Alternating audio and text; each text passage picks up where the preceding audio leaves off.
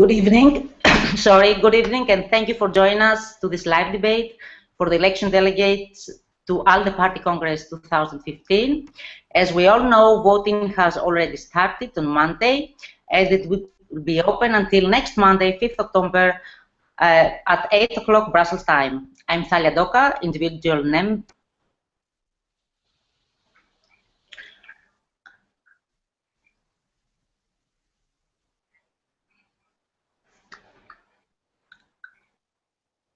And I will host this event, but I will not be alone.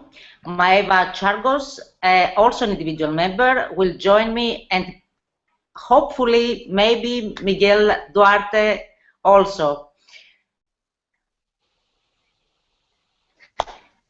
We have 6 candidates. Unfortunately, one of them, Mr. Piero Messina, could join us, but we found a way to introduce himself properly. Announcement will be made soon. Now, I will just call the names of our 5 candidates who will participate on this debate, since we will give them later the opportunity to introduce themselves. I will start with Ekaterini Polizou. Good evening. Chris Piak. Good evening. Hello, nice to be here. Michael Iacovidis, hello. Hello, nice to be here. Marco Marazzi, hello. Hi.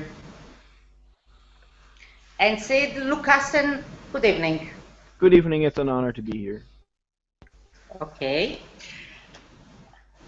I will start. We have 4 thematic groups.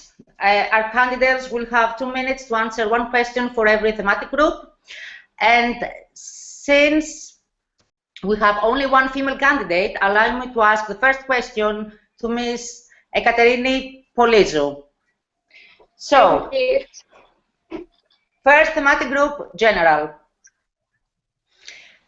Why, in your opinion, far-right wing and radical left parties across Europe are seen more reliable to voters, and why liberalism struggles, especially in the periphery countries? How do you suggest we should act to change that? Thank you. Well, that's a really interesting question, because it happens more and more in every European country. And I think that it happens because the center parties, especially the ALDE party, well, they propose plans that are concrete, and sometimes they seem really difficult to the voters. But radicalism, extreme right and extreme left, they usually portray a kind of reality that it's a bit naive or a bit simplistic. And when you have a crisis situation, a simple solution is very appealing to people. And I think that center parties, especially ALDE, can draw voters back by really standing their ground on what should be done, because in the end, that's the only option we have for Europe.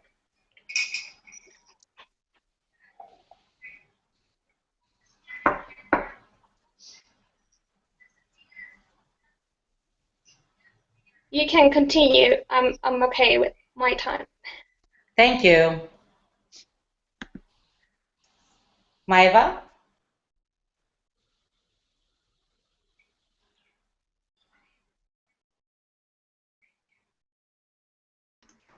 So, sorry. Next question is to Chris Piak. At the beginning of the financial crisis, young people were given a new name, the lost generation. What do you think about it? How could we change it?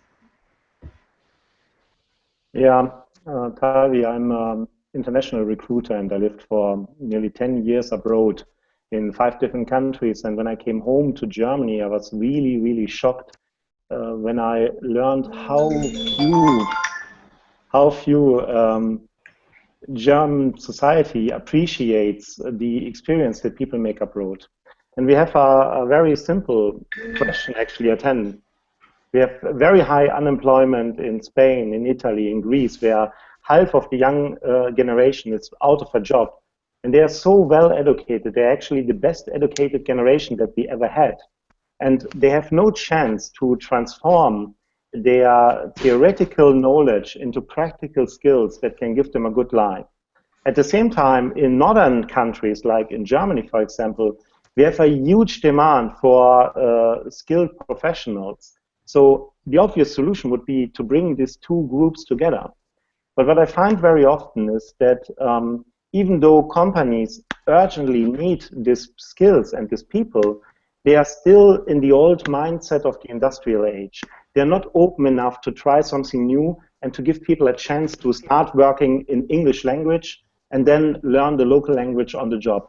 And actually one of my main goal for myself is, both in my professional life and in my political world, to reduce these obstacles to work everywhere in Europe.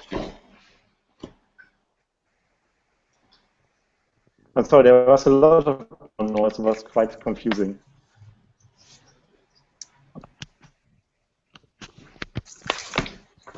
Thank you.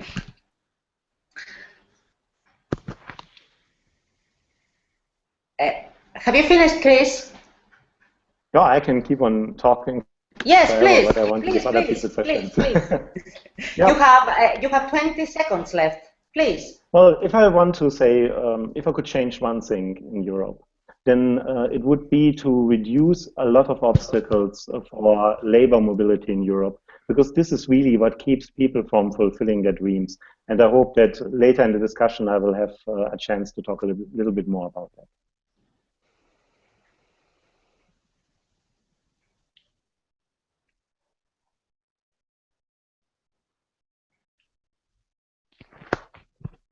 Thank you. Our next question goes to Sid Lucassen. What, in your opinion, should be the main role of the individual members? What kind of action should we take to strengthen our voices? Thank you. Okay, so let me rephrase the question. You are speaking about the influence of member states, individual nation states, and what they should do to raise our voice. Is that correct?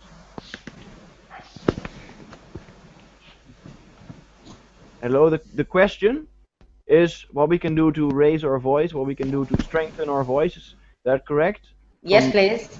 Individual member states. Well, exactly. Okay, the problem here is that Europe is very fragmented, it's very shattered. You see this right now. For instance, this refugee crisis, this migration crisis, it causes a deep chasm in Europe, a schism between East, for instance, and West. You see Merkel debating on the one hand with Hungary, with Slovakia, and there is a massive chaos about this. For instance, Europe has never been more divided, and this is just one side of the problem. We're also divided in terms of economy. Look at Greece, look at the other member nation states, and so forth.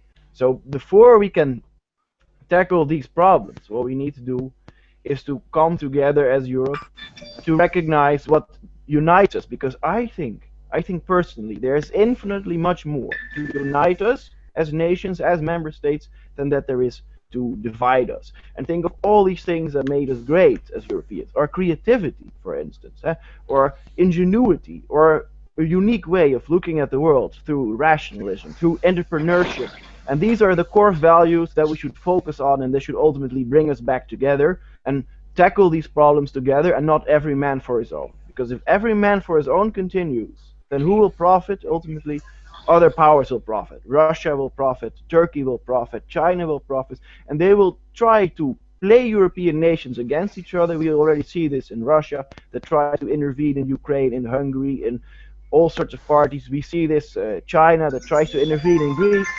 So again, there's much more to unite us than that there is to divide us. Sorry. Connect our values, and that's how we bring Europe together and how we make ourselves great once again.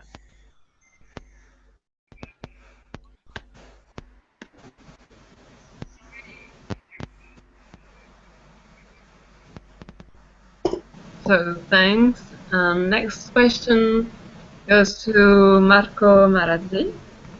What, hi. What kind of values does Europe needs right now? So we all sometimes don't feel like home. What's missing for that, in your opinion? What's missing? I think, so is it what type of values we need, right? Yeah. Yeah. I think what is missing is a sense of, I'd say, belonging.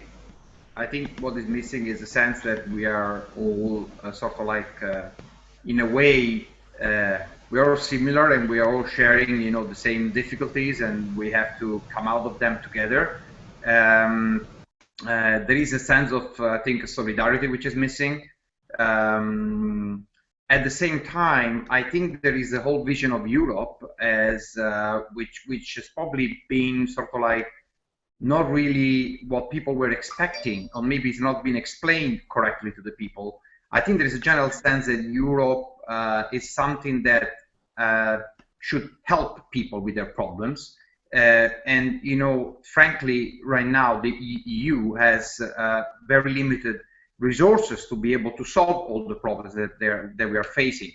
And that's why the nation states come back in and say, well, I have the resources, I have the means to solve all these problems, whereas the EU is lacking those means. So there is a kind of expectation, you know, that Europe solves problems that it doesn't have the ability to solve, it doesn't have the financial resources to solve, and it also doesn't have the strength to solve because there is divisions. And therefore people are feeling a little bit more sort of like even betrayed. I mean, I remember this word betrayal, you know, mentioned in one of the polls I've seen, for instance, in Italy, as if it were the promise which was not kept. So I think at this stage, I think what we need to do is first realize that there are some shared values that we have, and we all know what they are. I mean, if we look at our philosophy, if we look at our history, if we look at the battles we fought for freedom, for rule of law, I mean, for an international, you know,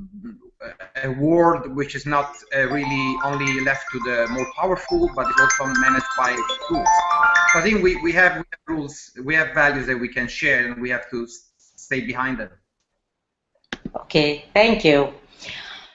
Our last question for this thematic group goes to Mr. Michael Iacovidis. Which identity should come first, our national or our European? Do you feel more Greek or European, and why? Thank you. The problem is that I feel more Greek than Greece. The problem is that about federalism at a European level, this sort of exists more in the countries of Central Europe. What we're lacking in of actually feeling European in Greece, common vocabulary with the rest of Europe. It's not a problem just in Greece. Problem of most of the. Please, sorry, Mr. Iacovidis, we can't hear you. Maybe it's a problem with your micro. Get closer, maybe. Yes, please. Thank you. Okay, continue. The basic problem is that we're trying to put at odds the two identities instead of making them complementary. We have a federalist of Europe which has the worst traits of federalism. Good ones. So there's a common European identity in certain things like the Erasmus program. There's still a long way to go. And the problem is that to build an identity, you must have with other people. We're finding that more and more pressure mounts, more an interest in the nationalist identity than the one. The main problem with that is that we see that the EU about these and standards, common European identities. Changes, I think it would be for the benefit of all people, and we're seeing that the more sort of policies and groups we have, or various other things, the more a common European identity will start supplanting the actual national one. The problem is that right now, national governments are making it seem that you can have both. Have an identity as a European.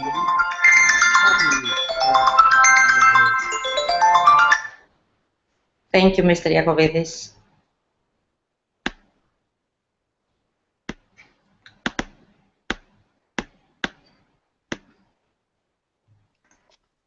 Okay, can you hear me now? I lost you. Okay.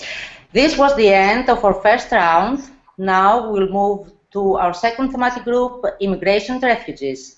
Maeva. Thank you. So the first question goes to Ekaterini. How important is the integration of refugees? What kind of special needs must be recognized? And what kind of policies must be taken from the European Union?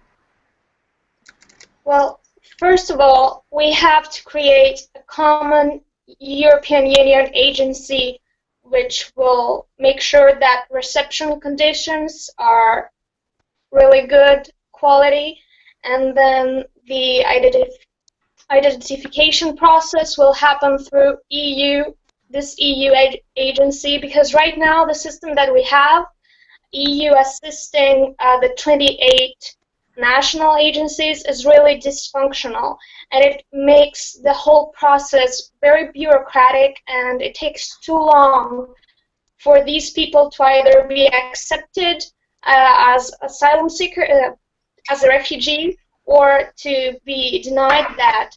So the first thing we have to do is this, to face this problem together commonly, and then of course we have to re-examine that, because this crisis has clearly shown that sometimes our values that we built the European Union on are not fully respected by all countries. So we need to reaffirm our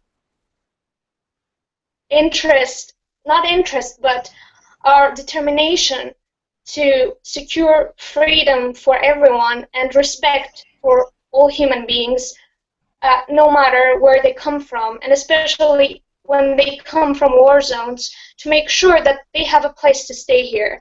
So I really want to see the EU Commission and the European Parliament push towards this direction.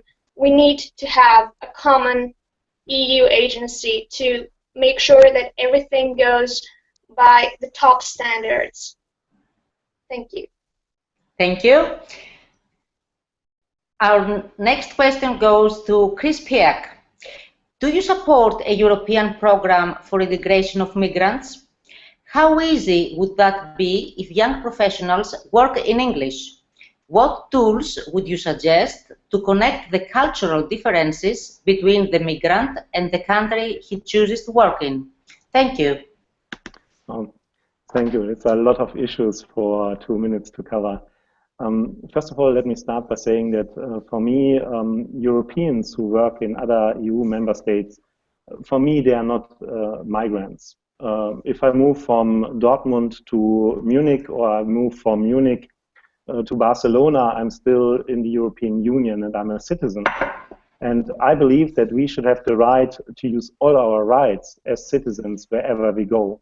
And that's why I introduced in my hometown, Düsseldorf, that we started in the city administration to use 2 languages. German, the local language, of course, but additionally also the English language. We have in my hometown about 15,000 Europeans moving to Düsseldorf every year. And imagine you come from Barcelona, you come from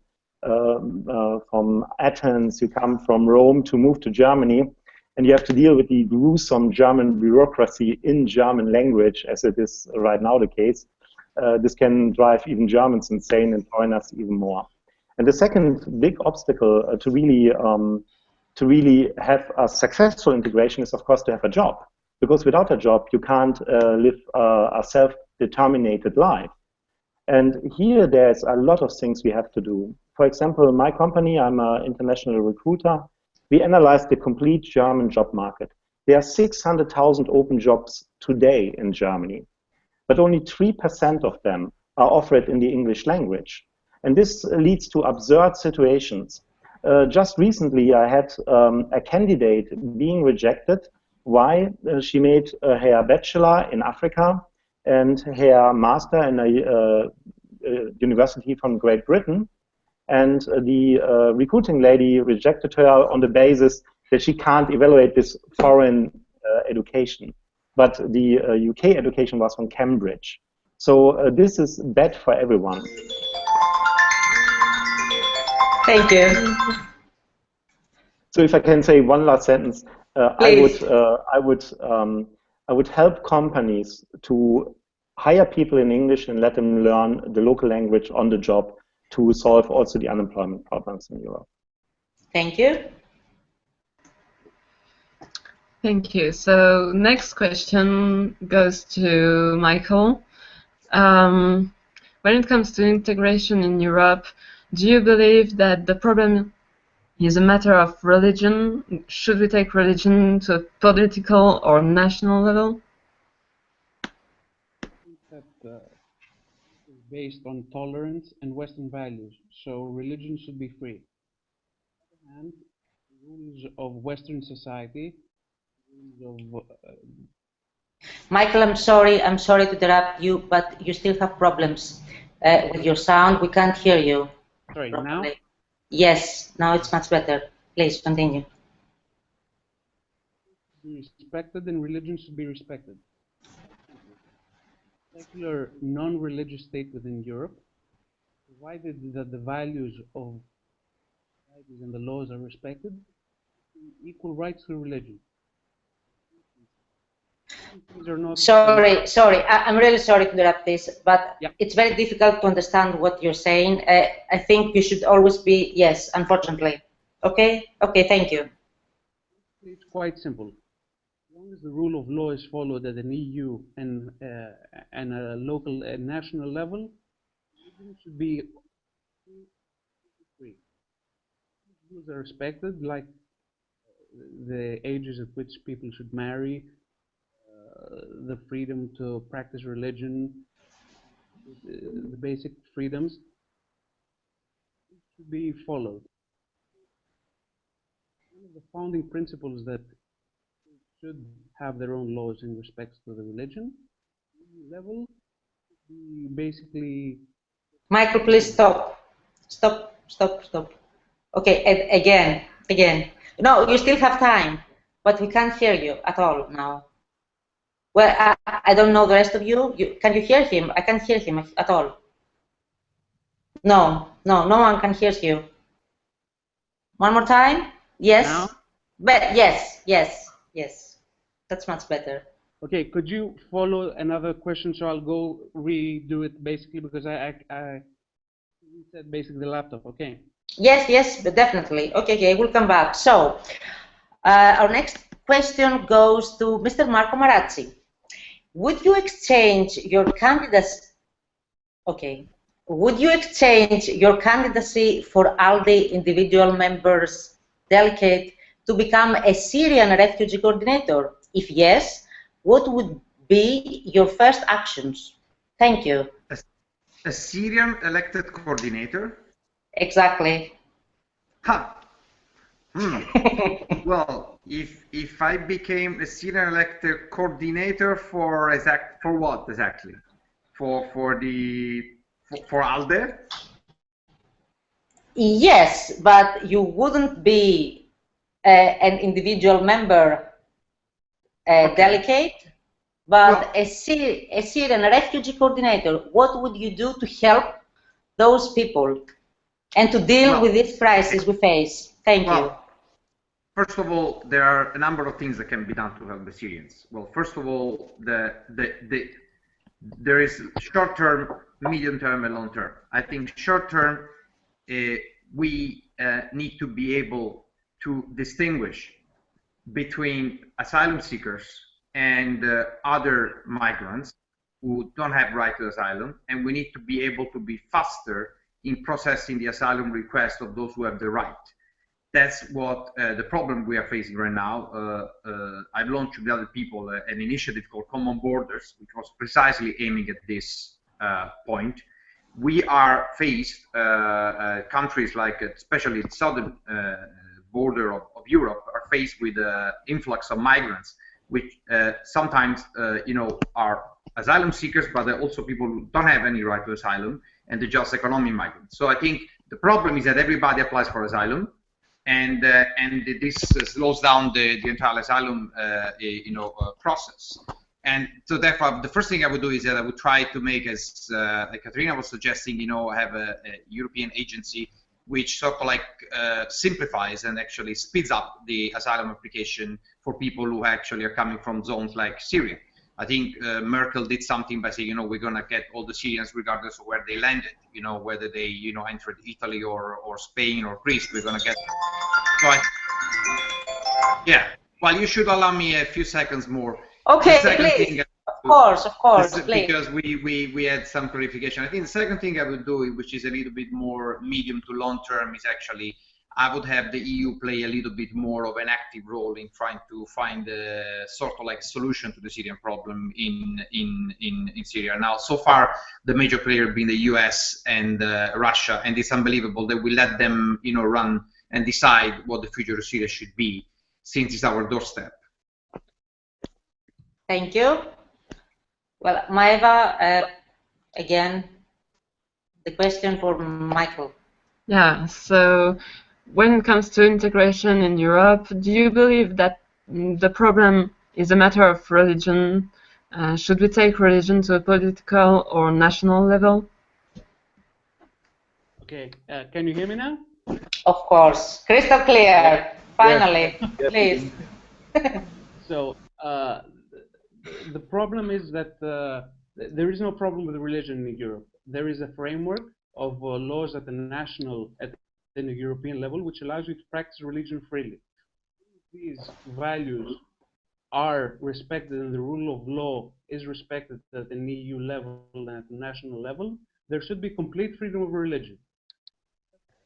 As long as there are no issues regarding Sharia, for instance, which come into conflict with national or EU laws, issues of like marriage at ages which are below the level of consent at the national or EU level, there should be no problem practicing religion. It is a very simple issue. Practicing individual rights in regards to practicing religion as any other activity within the EU. So as long as these are respected, everyone should respect the right of other religions to practice freely at their places of worship as they were in their initial places of origin. Thank you. So this was the end of our second round. Now we will proceed to our third thematic group: economy, human rights, free trade, development, and gender equality. Our first question goes to Mr. Chris Piak. So Chris, if you were a TTIP negotiator, would you be for or against, and why? I know you could talk for hours, but you only have 2 minutes. So okay, please, thank you. Well, I'm very much in favor of free movement of labor and that everyone can take any job they want wherever they find it. So you can imagine that I have the same belief for the free movement of goods and of services. As a matter of fact, if I would be the TTIP negotiator, I would try to include the free movement of labor also in this agreement, so that in the future citizens of the European Union can also work in the United States, and US citizens can also work without visa in Europe. One thing I'm also very happy about, because I'm of course for a free market, but I'm also for the rule of law everywhere in the world. And this makes me very happy that we don't have now private mediators anymore, but that we will get a real court to settle disputes in trades between the United States and the European Union.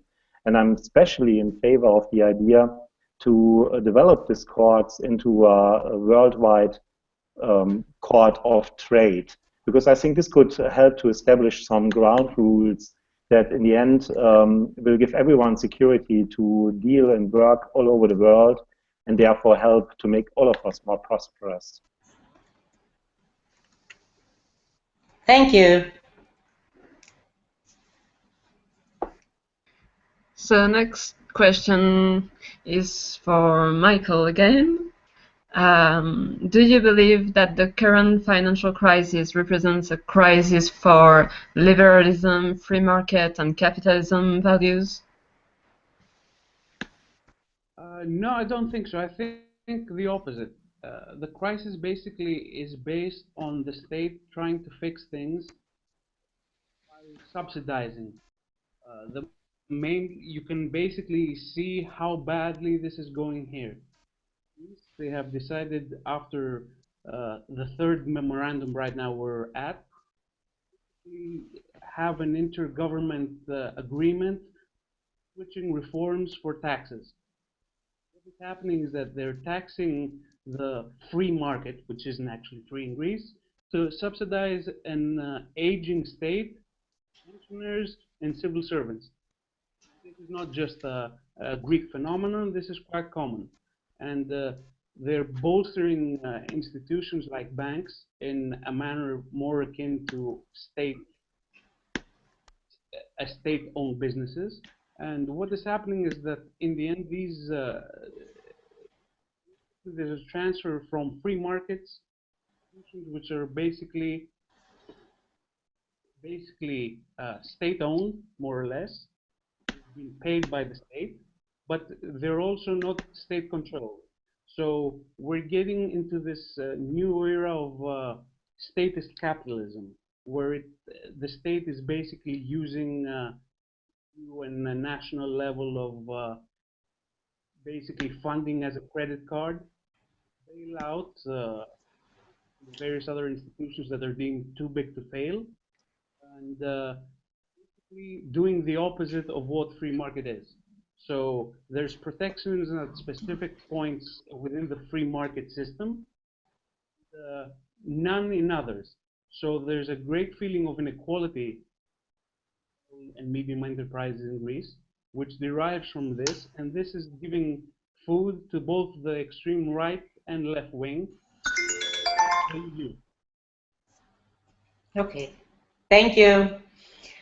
Ms. Ekaterini Polizou, what kind of specific actions, in your opinion, should ALDE Party Gender Equality Network take to promote women's rights in Europe? Thank you. Well, I think the main problem in inequality, gender inequality, is that we don't have many women in leading positions, both in politics and companies, and this is really depicted in parliaments. Even, I mean, in the Greek parliament, the recent election showed only 19% of members of the parliament are women, and this percentage in the European Parliament is now to its highest point. It's 37%, and it's promising because it's climbing. But I think that the European Union, ALDE in the European Union, should promote any type of action that empowers women from a young age to speak up about the problems they're facing daily, because sometimes without communicating the obstacles we face, we sometimes never address them. So we should focus on that and just be very specific about what obstacles there are out there for women, and then try to abolish them one by one by bringing women into higher positions where they can actually bring that into the spotlight. And I would really like to see more of that in companies as well, because we see a lot of women starting into administrative positions, but not a lot of women in managerial positions. And this has to really change, because half of the population is women, and we should be represented equally. And this is really what I wish ALDE will do. Thank you.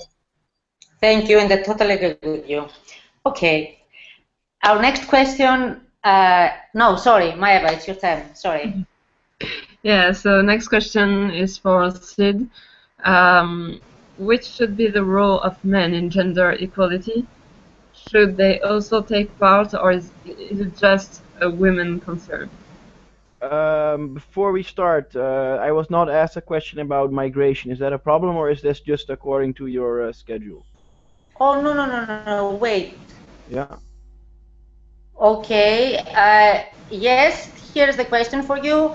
After you answer this question you will answer the other one, okay? Fine, perfect. Yes, I'm actually very happy that you asked me this question about what is the role for gender and for men. I'm very happy with this because nowadays, ever since the 1960s, especially in Northwestern Europe, this whole gender debate has been focused on women oppression, and so forth. But what's the role of masculinity? I mean, if you look nowadays, women, on the one hand, we still have this Christian idea women are vulnerable, they have to be protected, you have to be knightly, you have to be chivalrous. But if you look at reality, 92% of work-related deaths is male.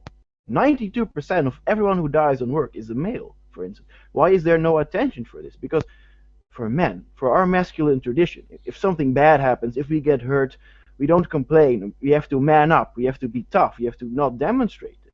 But in reality, this is a problem of inequality. But also, if you look at, for instance, domestic violence against men has increased tremendously over the past 30 years. And this has not been on the agenda. Nobody has discussed about this. It's a taboo because if a man admits this, he is perceived as a weakling if he is abused or bullied or whatever. And also, if you look at education, women are overrepresented among teachers. And this can be a problem for boys. For instance, boys, they need discipline, they need structure, they need hierarchy, they need to be told what to do quite often. And there are not so many role models among men in education nowadays. And you can also expand this to justice. For instance, most in the courts, the judges today are women. Men are also underrepresented in the Court of Justice, at least in the Netherlands, because being a lawyer is a part-time job. I mean, many women choose to work part-time, but if you're a child, okay, many boys could benefit from good positions and good role models for men. So yes, I do think that this is much broader. And I do think also that the gender debate could really benefit from talking more about masculinity. Thank you very much. So we'll go back to our second thematic group because we forgot to ask the question to Sid. Maeva, please. Yeah, sorry. So why do you think Europe struggles to deal with the asylum seekers? Why is it so hard for European countries to use a common language?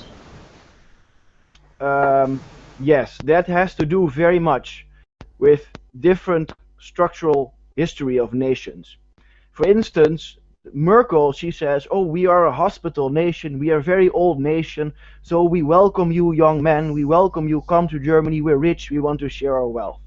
But we have to explain why Merkel could say such a thing from history. I think Germans have been very much willing to atone for the history, you know, the world wars and the rise of Nazi and so forth, and the nationalism. And they want to make amends for this and show the whole world how hospitable they really are.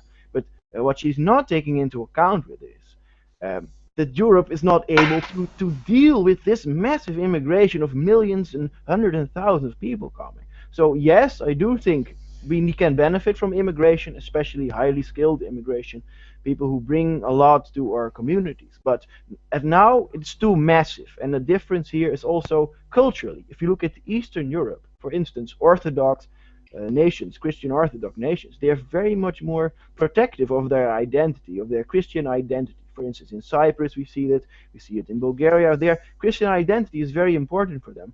And they are afraid of letting in many Muslims with big families, very traditional families. And they are afraid that this will affect their identity and will change their identity. Whereas if you look at a nation such as Germany, which is more cosmopolitan, more secular also, and they are more easy to allow other migrants to blend into their identities. So I really think that you can explain this problem. Why is this migration such a splitting factor in Europe? It has to do with identity and how this identity is shaped by cultural, religious, historic, and even spiritual factors. Thank you very much, and I'm Would sorry. you mind if I add a point to this from my experience? Of course, sure. You see, as I said, I'm a recruiter, so I get, on an average day, I get about 100 CVs. And 20 years ago, you would look at the CV, you look at the name, and you knew basically what kind of person this is, where he comes from, and what is the background. Nowadays, you can't tell anything anymore from the label that you see on the top. For example, my name is the Russian version of a Korean name, but I'm actually a German myself. And with my candidates, I see this every day now, that the backgrounds are so diverse. The work history, the life history of each individual is so different that you cannot categorize people like this anymore. And I think as liberals, we should really look at the individual person and set a standard that we expect these people to meet. Thank you, Chris. Yeah, So, I would like to respond to that quickly by saying, okay, I don't think that we are representative for the population, because we are cosmopolitans. We are debating in English here. How many of the population in Europe is able to have a debate in English? What, maybe 10%, maybe 13% if you stretch it? Also, we are highly cosmopolitan societies, especially in Northwest Europe, but there are still many monotonous societies, homogeneous societies, especially in the East. Look at the Berlin Wall, the Iron Curtain, everything that remained under Russian control, where they had communism, very homogeneous societies, and this doesn't apply to a very large segment of European population, this diversity. You can answer if you want. Comment to what other people said, or please, you can comment. Let's I pick up the conversation. This last debate was very interesting, because I mean, there's two sides to it. One is talking about immigrants coming from outside the EU, right? And the other thing is talking about EU citizens moving around. I think on the first one, I tend to agree that, you know, we need to be, we need to be welcoming, but as again, you know, we need to make a clear distinction between who has the right to asylum, who doesn't have the right to asylum, and for those who don't have the right to asylum, maybe we need to create some quotas, you know, for, you know, how many do we actually need every year? How many can Europe actually take as sort of like economic migrants? I'm not talking about asylum seekers. Asylum seekers, there should be no quota. So I think we have to be careful in also managing this in a very clever manner by, you know, exactly distinguishing between different type of migrants. Within the EU, I personally think, I totally agree with Chris that, the spreading of English should not be in any way hampered, actually should be encouraged. And I think that actually companies, you know, of a certain size, over a certain size, should be encouraged to use English. I know it's going to be difficult in some countries, but at least there shouldn't be any discrimination based on language. If somebody can speak decent English, or he shouldn't be discriminated because, he doesn't speak the local language. I'm talking about like certain type of jobs, like in companies over a certain size. So I think all of this will help also to get a sense of identity. I understand, I agree that, you know, it's very difficult to actually create a European public opinion from the start, a European sense of community, because we don't speak the same language. But hey, our next generations, I mean, the generation that is coming up, will speak more and more English, and they will be able to talk to each other. And Erasmus programs are helping. I mean, maybe in one generation, we could have people who actually don't really feel that there is any obstacle in talking to each other within Europe. Now we do, because we have, you know, older generation who didn't study English maybe, so they would not be able to read an English newspaper, they wouldn't be able to watch an English program. So, but I think with time, we'll probably be able to do that. We shouldn't be creating any obstacle to that. We should actually encourage this. Answer that, Talia? Of course, please. So I think the issue of language is a difficult one, because if you legislate a language, some people will feel left out. French, German. I agree with Sorry, English. just to inform you, there's no timer here, so you can talk, okay?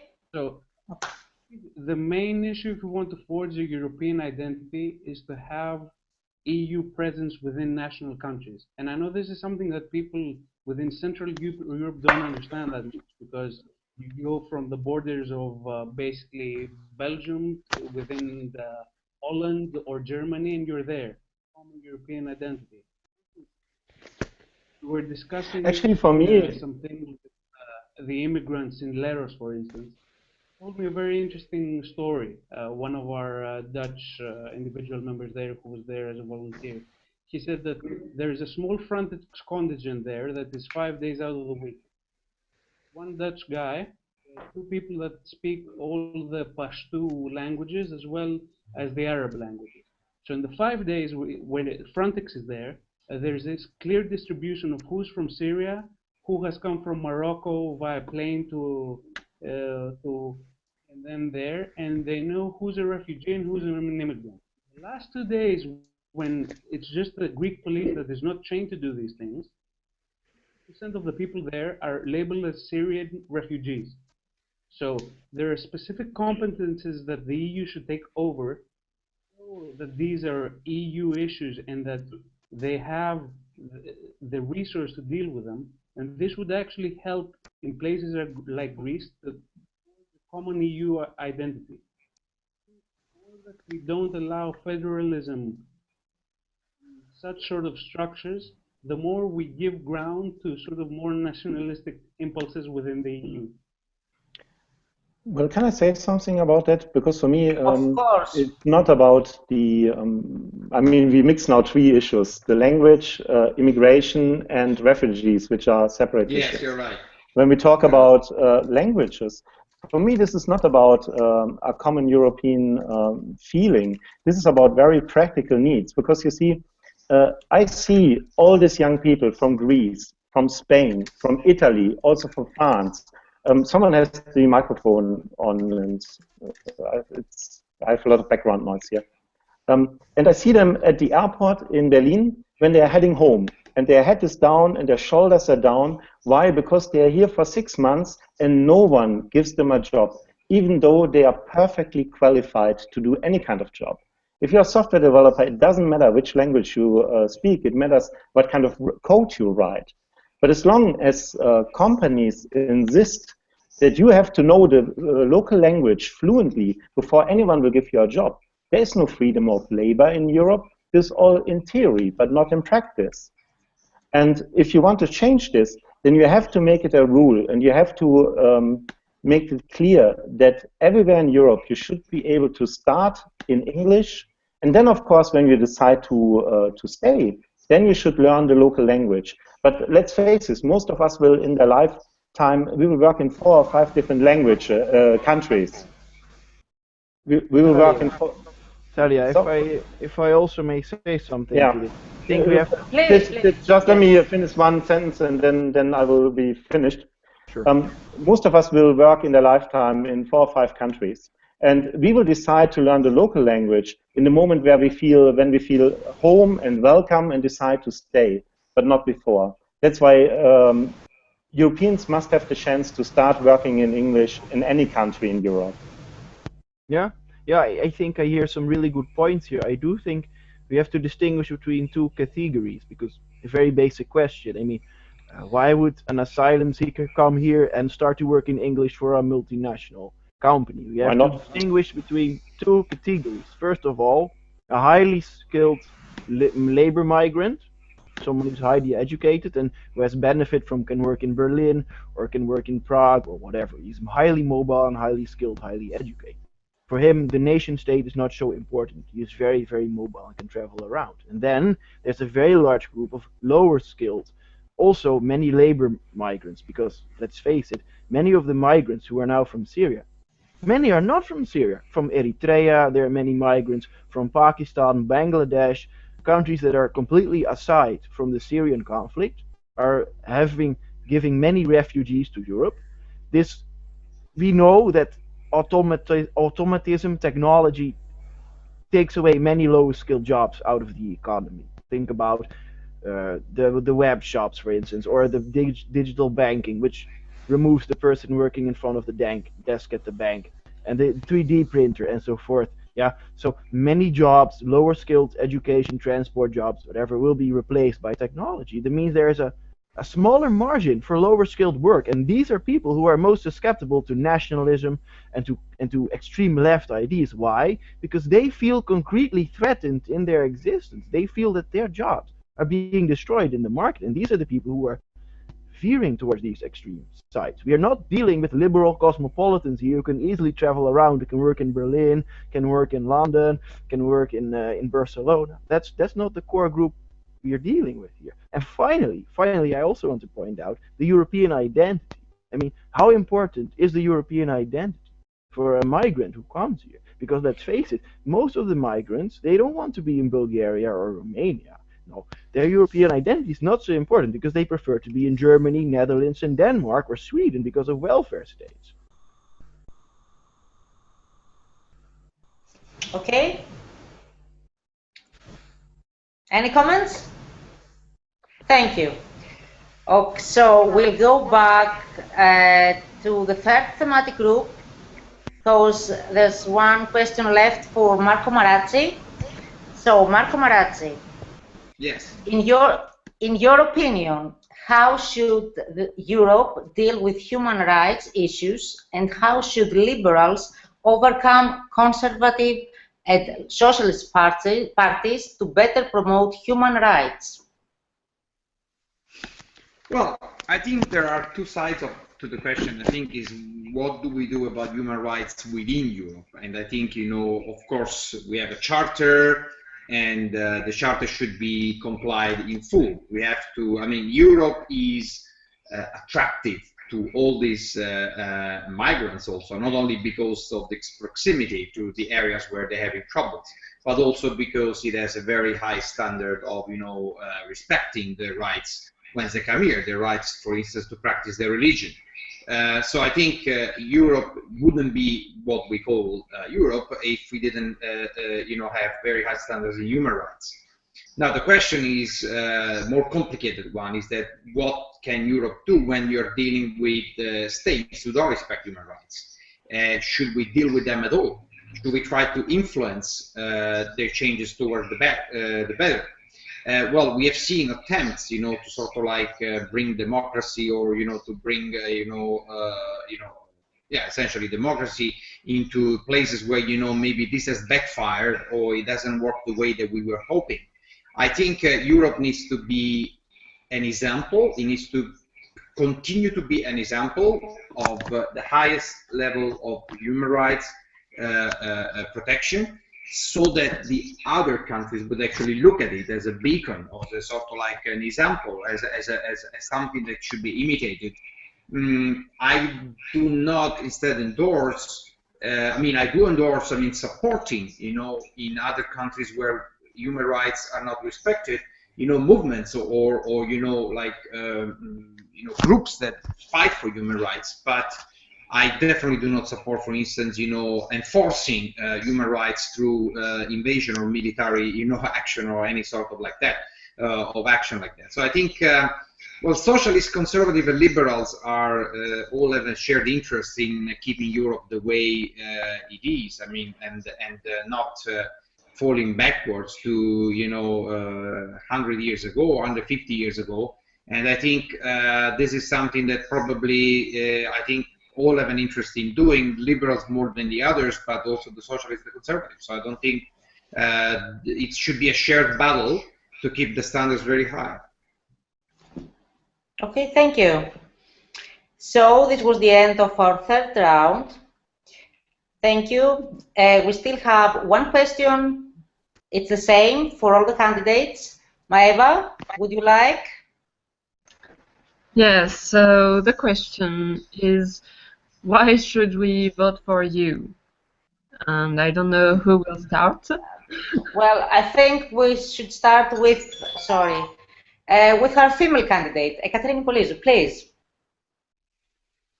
Okay, so apparently the easiest thing for me to say is vote for me because I'm a woman, and as liberals we should balance it out. But I don't think that's fair, and I really want us as ALDE to strive and to achieve a society where being female, being straight, being gay doesn't matter, and we should just choose the person who we think will be the best for this job.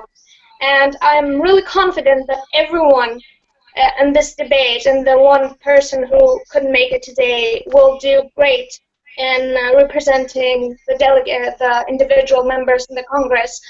But as for me, I ask for you to vote for me because I feel I can do this job really well, and I'm not afraid to speak up, even though I'm a fairly new member, and I'm young in this whole area. But I really feel strongly about my values, and I want to share this fight with you. And this is it. I'll see you in November. Thank you, Katerina. Chris Pierre? Yeah. We hear It's about the same question. Why should I vote for you? It's okay. We hear a lot about all the problems that we face in Europe, and I fear that we forget all the opportunities that Europe can give us. In my professional life, my job is to help people fulfill their desires and make the most out of their talent by having a great career. And I would like to do the same for as many people in Europe as I can. And if you would decide to vote for me, I would put my energy into reducing all the obstacles that we still have in so many member states that keep you from really living the life that you want and that you deserve. Because I believe that every individual has the ability to make a contribution to life and to have a fulfilling life themselves. And the most important things that we can do to help them achieve this goal is to take obstacles out of their way, mostly obstacles in the labor market, like restrictions in the laws where you can work, restrictions when it comes to language, restrictions when it comes to your education, having it accepted. And if you choose to vote for me as your delegate, I would work to reduce these obstacles. Sometimes the best thing you can do is to do less. Thank you. Thank you very much. Michael Ekovidis? Yeah, I think the coming year will be crucial for the European Union. That ALDE needs to pick up the slack, that members need to do more. There is a problem, especially in the areas within Europe. Federalism and liberalism are underrepresented, and this is mostly the South. And this is the area where the battle for the hearts and minds of people of Europe will be fought, with issues such as the crisis or immigration or other such issues. And we've done quite a bit here in Greece with individual members. We have a very high growth rate. And I truly believe that we have much to offer Congress, and in regards to very specific issues, will be at the forefront of what will be discussed today. So I really believe that I have a grounds-on view of what is going on. I have quite a firm grasp about what the ALDE individual members are, and a very good working relation with the coordinators currently. So I think I will be very good in representing the individual members of the Congress. Thank you, Michael. Sid Lucassen, sorry. Thank you very much. We are the most entrepreneurial generation in the history of Europe ever. But are we really encouraged to be entrepreneurial? No, we're being held back on all sides by bureaucracy. And the bureaucracy expands to meet the needs of the expanding bureaucracy. And I'm here to fight this and to cut away all this red tape. And I have been with the Liberals and the ALDE associates from the beginning. I'm member number 20. I've really been in the very process of seeing this all come to fruition, meeting people. I've experienced small politics, being a city councillor now for more than 5 years. So I know how to negotiate with people. I know how to debate. I know how to argue. I know how to network. I know how to use diplomacy to achieve my goals. And I really would love to apply all these skills that I have for you being the individual members, and you giving me the information that I will use to negotiate and debate. And ultimately, if you vote for me, you will not vote for a Europe of guilt or debt. No, you will be voting for a Europe of culture and strength. Thank you so much for watching. Thank you. And last but not least, Marco Marazzi, please. Hi. Can you hear me? Yeah. Yes. Well, why should you vote for me? Well, I am convinced, also because I live in the southern part of Europe, that the 4 freedoms that we so hard fought for are under threat. Freedom of movement of people, of capital, goods, and services. Well, the freedom of movement of capital is actually never been complete. So freedom of movement of person is under threat. There are states suspending Schengen. There are states in Europe kicking out people who have not worked for a certain number of months, other EU citizens. Imagine if Iowa were kicking out people back to Texas. It shouldn't happen. And there are also, I think, threat to freedom of movement of services. And very soon, maybe there will be threat to freedom of movement of goods. Now, all of this should not happen. And I decided to make it my battle to fight for this freedom, not to be restricted, but to become even broader. Because this is what makes a continent united. And I have been trying to work on this in this field for a while, for many years. And I think there's one solution, one of the solutions, I would say, it couldn't be the only solution, but one of the things that would make it easier for Europe to be more united and for citizens to actually have a better feeling of Europe is to have pan-European parties. I firmly believe that unless we have truly pan-European parties which coordinate their action and their policies, even when they campaign for European election or for national elections, we're never going to achieve what we want. And I think ALDE Party has a better chance than anybody else to become such first real pan-European party. And that's why I joined last year, and that's why I would like to really be representing individual members at this Congress, because I do feel that this is the way to go. It should be the way to go for all the parties, but ALDE Party is probably going to be the first one who's going to achieve it. So if you vote for me, I will make sure that this will happen, and I will fight for those 4 things I mentioned until death.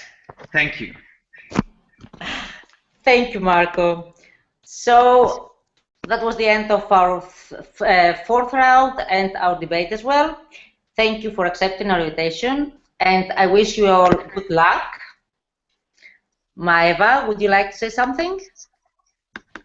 Just thank you, everyone. It was really interesting. Yes, so once again, thank you, good luck, and we'll see each other again. Bye. Good night. Good night. Good night. Good night.